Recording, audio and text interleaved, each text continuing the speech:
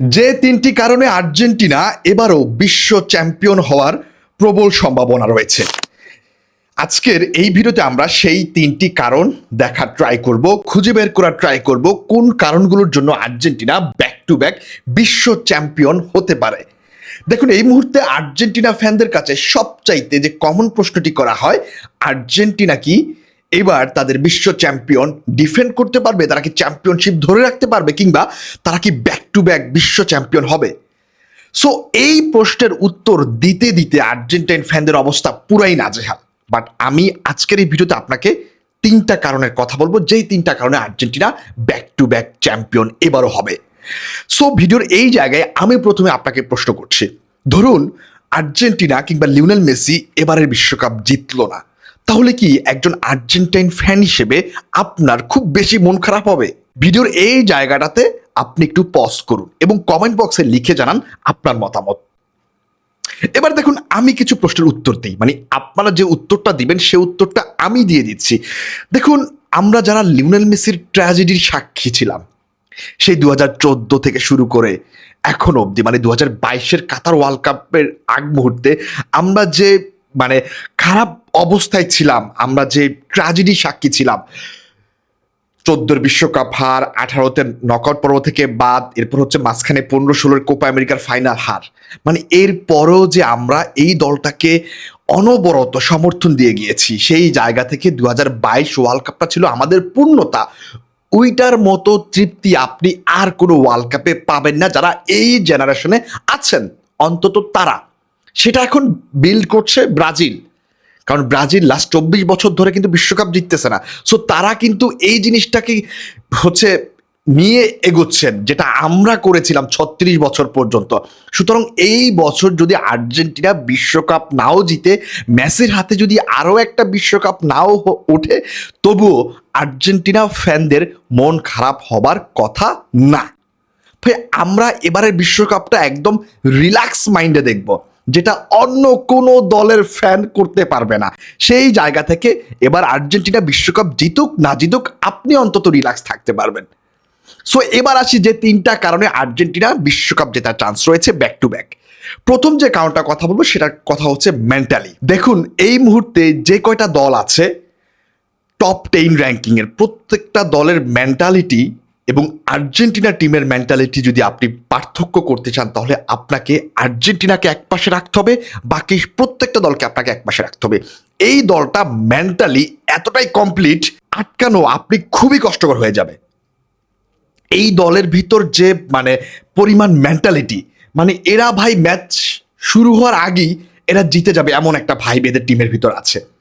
এবং যেই টিমে মেসি আছে সেই টিমের প্লেয়ারদের মেন্টালি আসলে মানে শক্তি থাকবে না, এটা আসলে হতেই পারে না। সো আর্জেন্টিনা এইবার যদি তাদের মেন্টালিটিটা ধরে রাখতে পারে, যেটা 22 ওয়ার্ল্ড কাপে ছিল, আমাদের জিততেই হবে। কে আমাদের অপোনেন্ট, কে কোন দল, কোন দলে কারা আছেন, এগুলার কথা চিন্তা না করে যদি আর্জেন্টিনা মেন্টালি ভাবে শক্ত থেকে বিশ্বকাপ খেলতে পারে, তাহলে আর্জেন্টিনার এবারও সম্ভব রয়েছে বিশ্বকাপ জেতার। এবং এরপরে যে কারণটার কথা আমি বলতে চাই সেটা হচ্ছে টিম কম্বিনেশন উইথ বন্ডিং।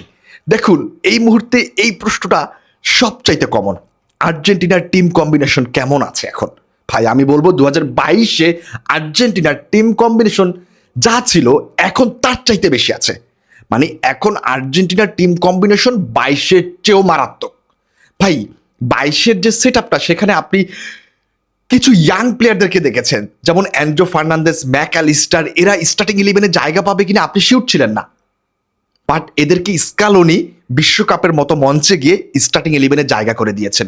ঠিক 26 বিশ্বকাপে জিনিসটা সিনারিও হয়ে গেছে একদম ডিফারেন্ট।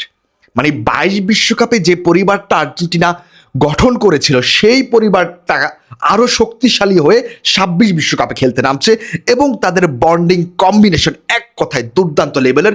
এবং যেটা আমি এই মুহূর্তে 100% শিওর দিয়ে বলতে পারি আপনাকে, যে আর্জেন্টিনার মতো বন্ডিং টিম কম্বিনেশন আর কোনো দলের ভিতর নাই, 100%। সো যেই টিমের টিম কম্বিনেশন এবং বন্ডিং প্লেয়ারদের ভিতর এতটা স্ট্রং থাকবে, সেই দলকে বিশ্বকাপের মঞ্চে হারানো যে কোনো বড় টিমের জন্য কষ্টকর হয়ে যাবে। সুতরাং আর্জেন্টিনা এই একটা কারণেও বিশ্ব চ্যাম্পিয়ন হওয়ার প্রবল সম্ভাবনা রয়েছে।